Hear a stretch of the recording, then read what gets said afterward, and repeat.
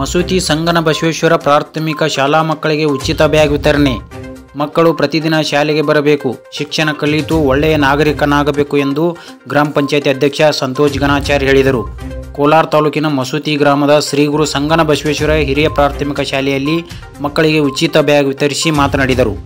ಅಮೃತ ಗ್ರಾಮ ಪಂಚಾಯತ್ ಯೋಜನೆಯಡಿಯಲ್ಲಿ ಪ್ರಶಸ್ತಿ ಅನುದಾನದಲ್ಲಿ ಮಕ್ಕಳಿಗೆ ಉಚಿತ ಬ್ಯಾಗ್ ನೀಡಲಾಗಿದ್ದು, ನಾವು ಕೊಡುವ ಸೌಲಭ್ಯಗಳೊಂದಿಗೆ ಶಿಕ್ಷಕರು ಹೆಚ್ಚಿನ ಕಾಳಜಿ ವಹಿಸಿ ಮಕ್ಕಳ ಗುಣಮಟ್ಟವನ್ನು ಸುಧಾರಿಸಬೇಕೆಂದರು.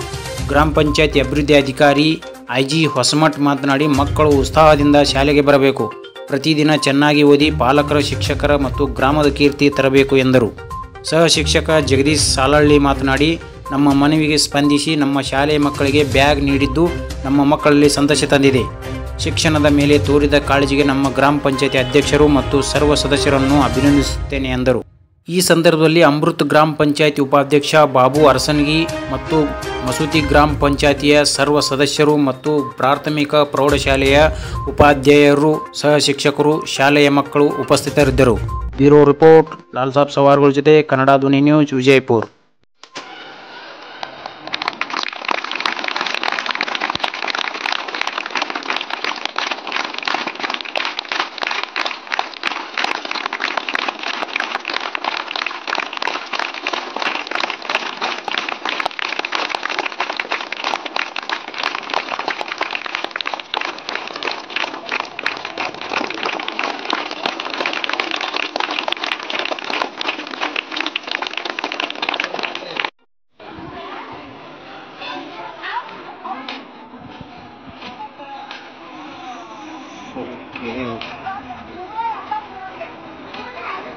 ಈ ಮಳೆ ಬತ್ತೇನೋ?